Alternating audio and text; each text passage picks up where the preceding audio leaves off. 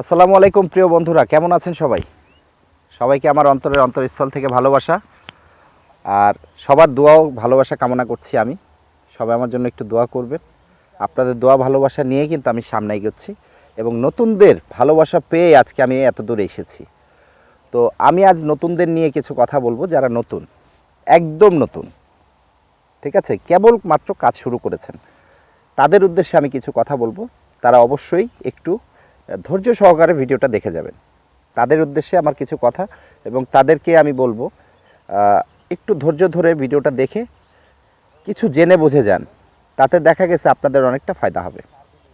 তো চলুন আমরা মূল কথায় চলে যাই। তো আমি যে কথাটা বলবো এখন নতুনদের উদ্দেশ্যে, তো নতুনদেরকে আমি একটা কথাই বলবো। প্রথমত এক নাম্বার বিষয় যে অবশ্যই আপনারা ফেসবুক গাইডলাইনের ভিতরে থেকে কাজ করবেন। গাইডলাইনের বাইরে যেয়ে কখনোই কাজ করার সিদ্ধান্তটা নেবেন না, কারণ ফেসবুক গাইডলাইনের বাইরে যখন আপনি কাজ করতে যাবেন তখনই আপনি আটকে যাবেন, বাধা পড়ে যাবে। আপনার ফেসবুক পেজের মধ্যে ইস্যু চলে আসবে, যে কোনো রাস্টিকেট হয়ে যেতে পারে, যে কোনো ধরনের বিপদ চলে আসতে পারে পেজের মধ্যে। তো সেই জন্য আমি আপনাদেরকে সতর্ক এতটুকুই করব যে ফেসবুক গাইডলাইনের বাইরে কখনোই কাজ করতে যাবেন না। কি কি ধরনের গাইডলাইন আছে?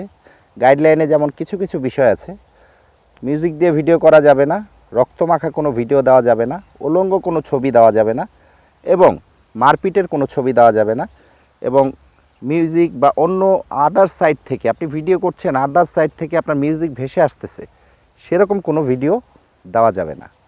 তো এই কয়টা টপিক, অন্তত এই কয়টা, আরও এরকম অনেক ইস্যু আছে যেগুলো স্টেপ বাই স্টেপ আপনি জানতে পারবেন, আপনারা সবাই জানতে পারবেন।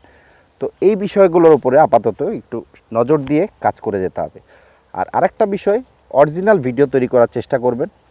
যারা নতুন আছি অনেকেই বুঝতেছি না, মানে স্টেট মতো, মানে যার যার মন মতো মন গড়া ভিডিও আপনারা করে যাচ্ছেন, এইভাবে কখনোই করবেন না। আর সবচেয়ে মূল বিষয় যেটা, যে আপনারা গাইডলাইনের ভিতরে যেটা আছে সেই বিষয়টা নিয়ে আপনারা যদি জানতে চান, অবশ্যই গাইডলাইনটা একটু নেড়ে চেড়ে দেখবেন। আর যদি ইংলিশটা না বোঝেন, অনেকেই দেখা যাচ্ছে ইংলিশটা না বুঝলে আপনারা সেটাকে ট্রান্সলেট বাংলায় করে সেটা দেখে বুঝে তারপরে আপনারা যাবেন। যদি সেটাও না পারেন, কারো সাহায্য নেবেন। কারো সাহায্য নিলে দেখা গেছে আপনি কাজ করে সহযোগিতা পেলেন এবং সেভাবে আপনি কাজ করে যান, কারো পরামর্শ নিয়ে কাজটা করে যান। আশা করছি আপনারা এই বিষয়টা বুঝতে পেরেছেন। এবং আরও কিছু কথা আছে, যারা দেখা গেছে যে অন্য যা করছে যা ভিডিওতে, আর আরেকটা ছোট্ট আরেকটা বিষয় আপনাকে বলি, আপনারা যদি না বুঝেন, বড় বড় কন্টেন্ট ক্রিয়েটার যারা আছেন তাদের ভিডিওগুলো একটু ফলো আপ দিবেন, ভিজিট করবেন।